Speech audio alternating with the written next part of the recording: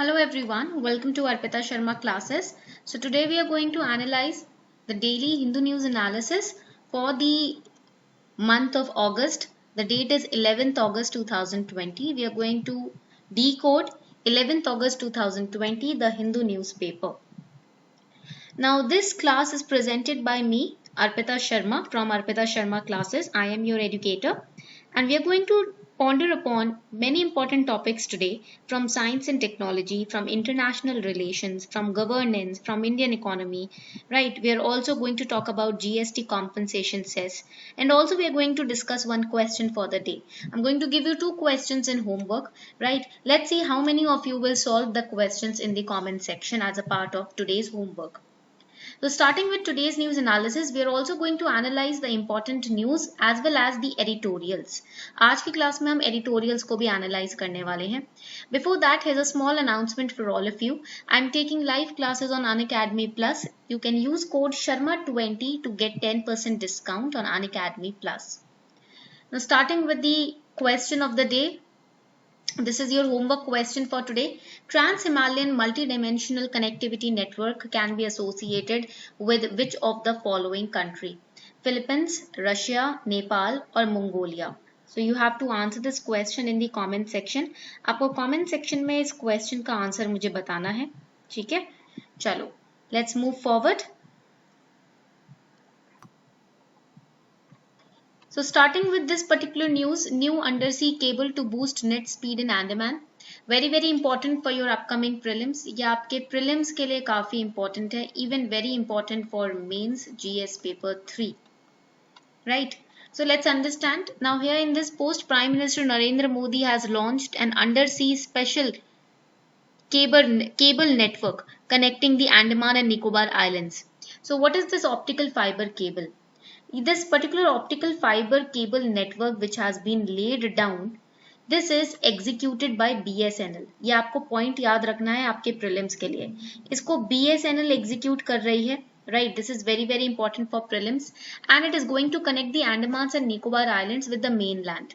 Now it's a 2300 kilometer long submarine optical fiber cable project which will have high speed inland connectivity. 4G connectivity से lay down की जाएगी and also the island can access many benefits of digital India through this cable fiber network.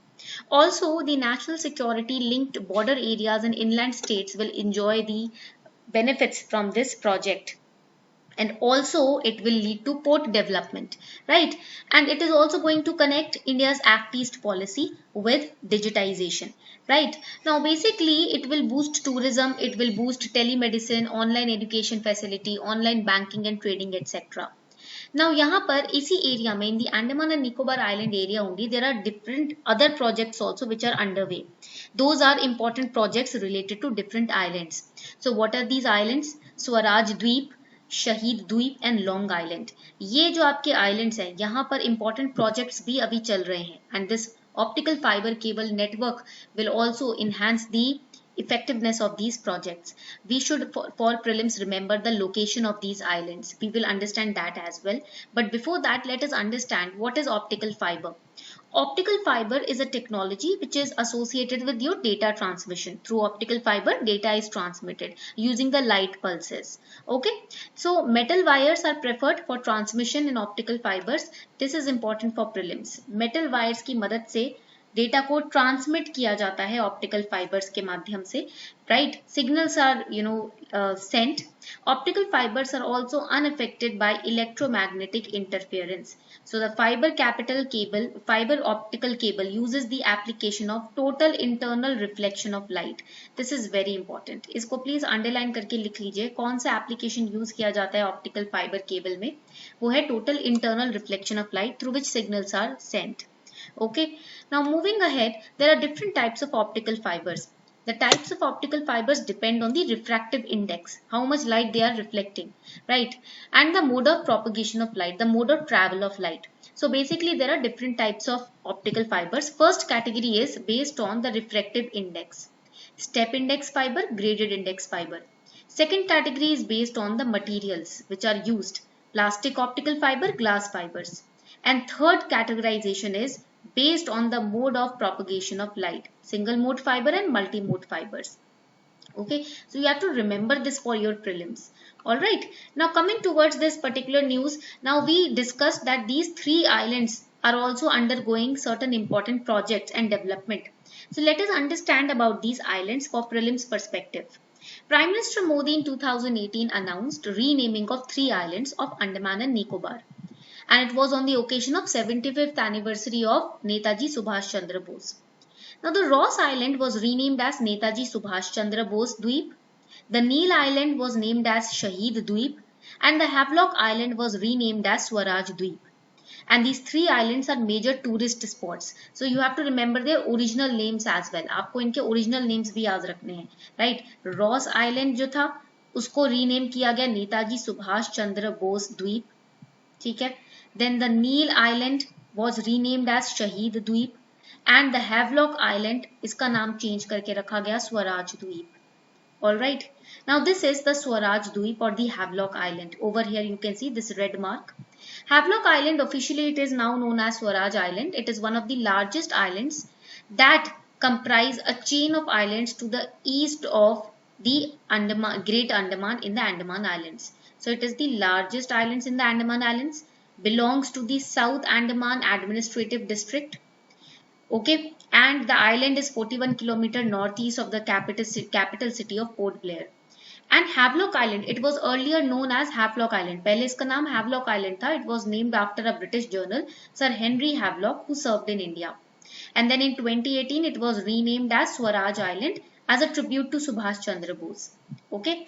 Now coming towards the next island, that is the Neil Island, which is now renamed as Shaheed Dweep. Shaheed Dweep, formerly known as Neil Island, it was named after the British Brigadier General James Neil, who had fought on the side of British East India Company in the Sepoy Mutiny of 1857. Okay. Coming towards the Long Island. The island belongs to East Baratang Group and lies east of Porlob Island.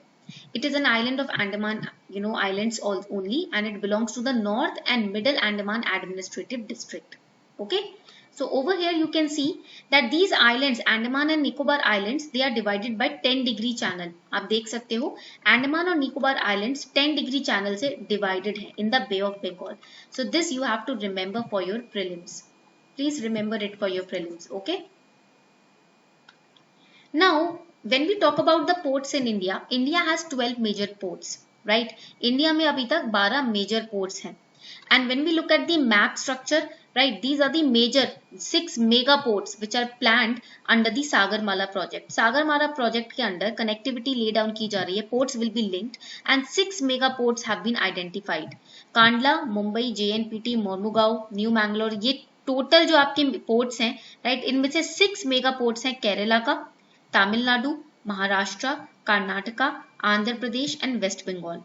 The port's name is in Kerala, in Vizhinjam, it is Vizhinjam International Seaport. Tamil Nadu, Kolachil में Kolachil Seaport. Maharashtra, the Vadhavan Port. Then Karnataka, the Tadadi Port. In Andhra Pradesh, we have the Machilipatnam Port. And in West Bengal, we have the Sagar Island Port. Okay. Now, the major ports in Southeast Asia that you need to remember for prelims is, आपको Southeast Asia के भी major ports को याद रखना पड़ेगा. The port of Singapore is the first. It is the biggest and it is the busiest port in Southeast Asia and the second in the world after Shanghai, and it is the only port in this list to be among the world's top 10. So this is the first biggest and the busiest port in Southeast Asia. Second is Port Klang. It is the second biggest port in Southeast region.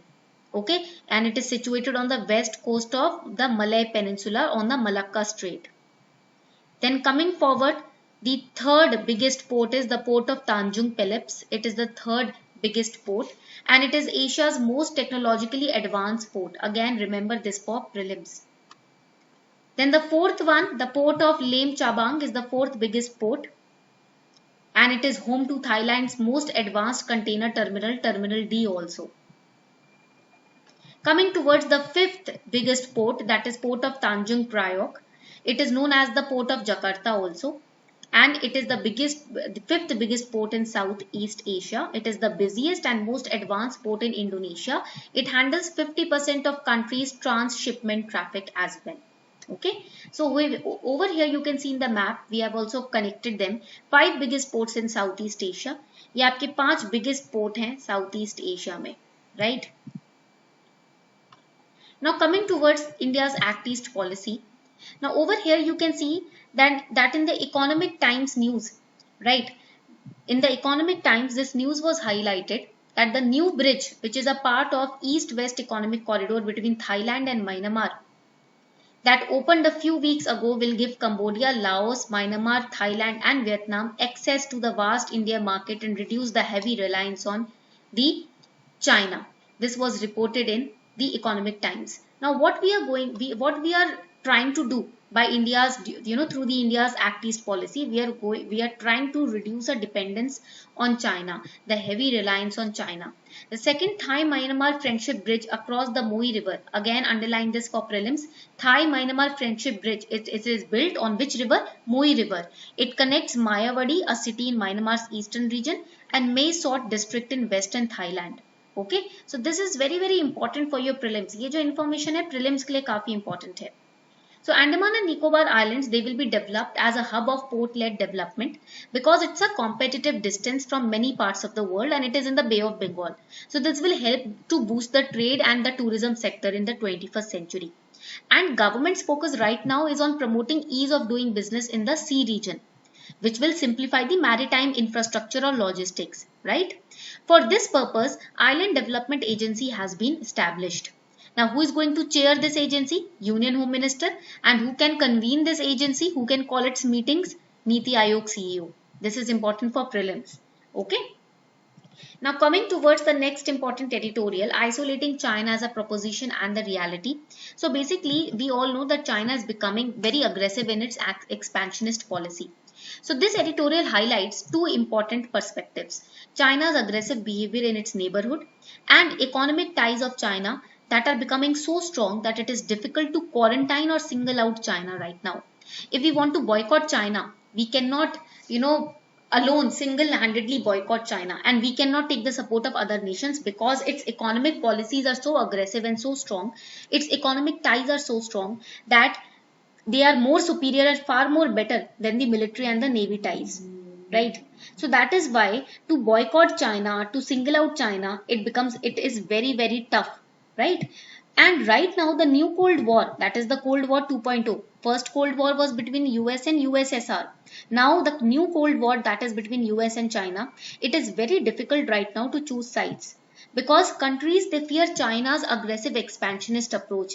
Many countries like Sri Lanka, Africa, right? They are under the debt of China right now. The economic ties of China are so strong that it is very difficult to sideline China or to boycott China. China has from the early 1970s acquired territories in different areas. And the land grab list of China is Hong Kong, Parcel Islands from Vietnam, Mischief Reefs Partly Islands, which was acquired in 1995 from Philippines, Scarborough Shoal Islands, acquired in 2012 from, right? And where the Philippines are also fighting with China, but again the fights are verbal only. And many countries like Taiwan, Japan, Vietnam, Indonesia, South Korea, they are complaining against China's aggressive expansionist policy. But they are just complaining, they are not acting because they are scared of the strong economic presence of China. So China seems unfazed because of of this or Cold War 2.0 situation because of its stronghold on global economy. Right? China basically, despite economic sanctions from US or Britain's decision to end reliance on Chinese imports, it is unfazed by all these things. China is very strong mentally because economically its roots are very strong. So the economic aspects of China supersedes the military or naval superiority. Right? Now the next important editorial, making up for shortfalls in GST collection. So here the editorial says that the GST compensation to states Act assumes a 14% growth target for states, which is unrealistic. Centre has paid rupees 13,000 crores to states as GST compensation for the month of March 2020. But compensation from centre It is yet to be paid to the states for the month of April to July 2020, right? So over here, total money collected by center through GST compensation cess in previous financial year was rupees 90,000 crore. But the tax which has to be paid is rupees 1.6 lakh crore. जो compensation cess pay करना है वो इतना है, collection इतनी हुई है. So there's a gap of rupees 60,000 crore right now, which is majorly met by the center by withdrawing the money from compensation fund. This compensation fund for the first 2 years it was unutilized. Now the center is going to utilize it. So first let us understand what is GST Council. It's a constitutional body which was established under Article 279A of the Constitution. It makes recommendation to the union and state government on GST, and it is headed by Union Finance Minister. And what is GST compensation cess? So basically, we all know that when GST was introduced, it was a major tax reform. And the main aim of introducing GST was to simplify and rationalize the indirect tax regime. Many taxes were subsumed under GST. Many indirect taxes like VAT, customs, etc. they were subsumed under GST. But some of the states, they were very, scared. They had very much confusion and apprehensions that the introduction of GST, it would lead to the fall in their revenue. So to calm them down, center said to allay their fears of the states, central government promised for compensating the states for the losses in their revenue. And this is known as GST compensation cess. GST compensation cess is levied on luxury and sin goods like tobacco and alcohol. And this amount is paid in every 2 months. Right now the article says that there is a lack of 60,000 crore, right, to be paid to the states, right? And how the center is going to make up for this amount, that is a question. On this question can be asked. The Government of India Act 1919, which was enacted as a result of Montagu-Chelmsford reforms, report provided for devolution rules for taxation. GST system came into effect through the implementation of the 101st Amendment of Constitution of India by Indian government. Which statement is correct? कौन सी statement correct है ये आपको answer करना है. So this is your homework question. So on this note, we are wrapping up the session. I will provide you the class PDF on my Telegram channel, Simplifying UPSC with Ease. Thank you and have a wonderful day ahead.